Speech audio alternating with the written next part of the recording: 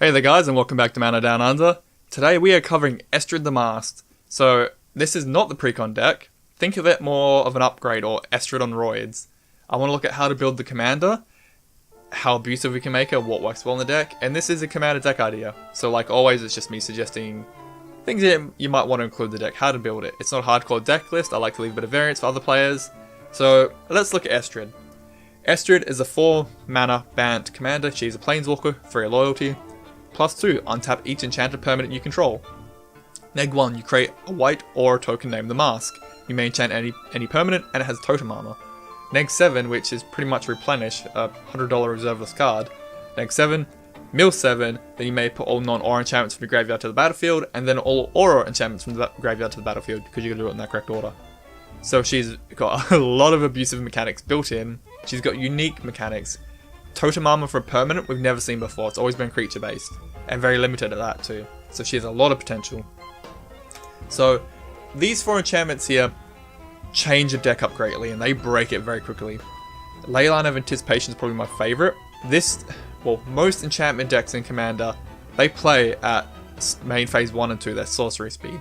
Playing a deck like this that hits so heavy and hard at instant speed is very, very scary. Doubling Season is here mainly just for your commander. You do not care about counters except for what's happening with your commander. The tokens that she produces, the Totem Armor, having an extra one each turn can go very far. And if she does enter with this out, she does have double loyalty. Starfield Nyx lets you resurrect enchantments each turn, and if you have enough enchantments, your entire board becomes a creature base as well. Greater Auramancy, giving your entire deck Shroud essentially, but be careful how you stack enchantments because you can't target your own things. Opalescence is another one to consider, just makes all your enchantments equal to creatures equal to CMC. So first up, Prison style. We've all seen Propaganda goes to prison, make them pay 2 to attack. Aura Silence, same idea but against artifact and enchantment, pay 2 if they want to do it. And it does have an emergency button built in. Sphere of Safety, the number of enchantments you run, especially from your commander, they're never going to get through. Your removal enchantments, you've got all the good ones, D-Sphere, Grasp of Fate, O-Ring, Banishing Light, my favourite which is Darksteel Mutation, Song of the Dryads and Prison and Moon. Get the commander, make them cry, they can never use it again. You've got big fat ones like Quarantine Field, we can hit multiple. Late game it's very good. Soul Snare is just Path to Exile on an enchantment. And instead of mana rocks, we're going for mana enchantments, because our commander can untap each enchanted permanent each turn with our abilities. So we enchant our lands to produce more mana, activate commander, get to untap those lands again. It's a very mana accelerating, it's very abusive, and a lot of them come in with a bonus. Some get to draw your cards, some investigate, some gain some life. They're pretty good. Run a few, because they do help in the deck. Now more into the supporting enchantments. Privileged Position gives all our permanents hexproof pretty much. Solemnity, we don't care about counters in any way really. Well, this can't affect us. It's just a good sideboard against majority of other commander decks out there. Authority of the Consuls, we're not a creature deck, so gumming up the board, slowing it down does help, and we gain a bit of life. Myth Unbound makes our commander cheaper, and we get to draw a card, and we are very reliant on the commander, so keeping it nice and cheap is important. If continuing with support, Sylvan Library, I think we all know it, great draw and green. Sigil Empty Throne can dump out an army on its own. Enchantress's Presence is already in the deck, but it's more draw for every time you cast an enchantment. Karmic Justice is hilarious if they want to go for any of our non-creature permanents. We're going to attack them so hard for it. Copy Enchantment and Estrid's Invocation are copies 2 and 3 for any card in your deck, really. Your combat enchantments. We all know Rancor is a thing, but Righteous Authority gives a creature a buff equal number of cards in our hand, and we draw more cards from it.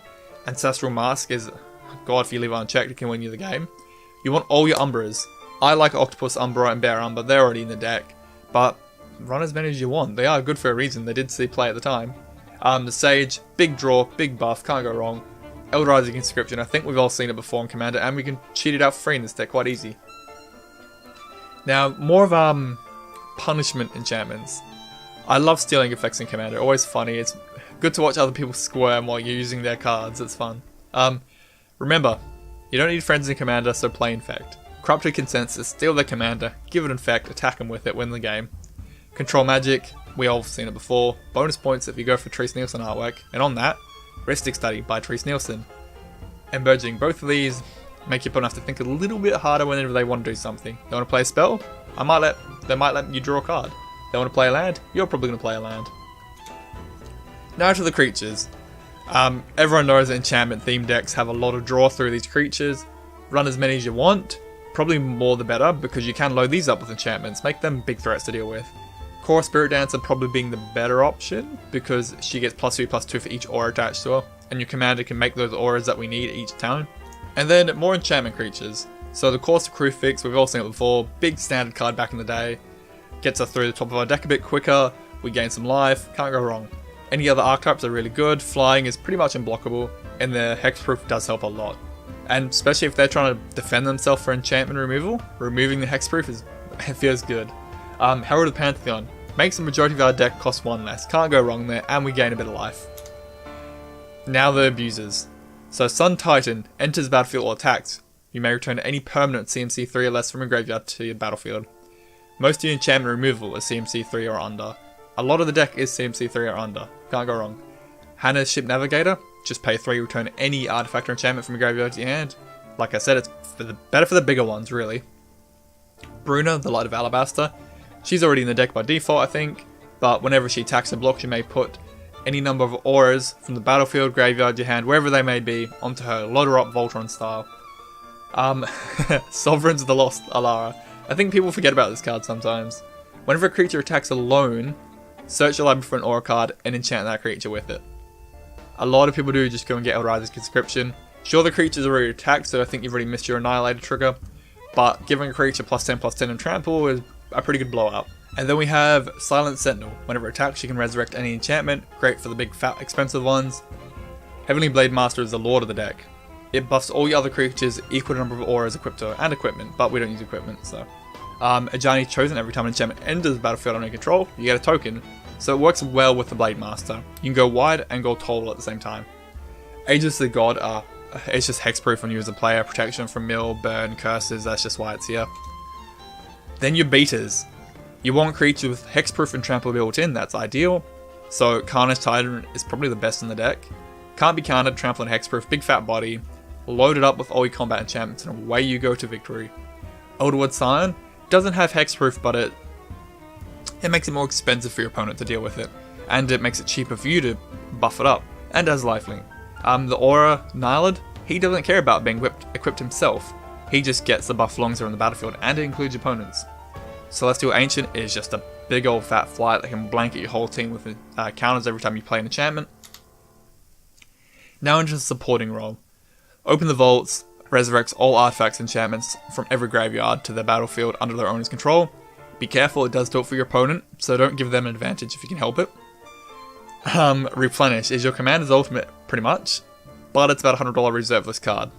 So, if you've got one, run it, but save money by going the gold border if you want to, if your playgroup allows it.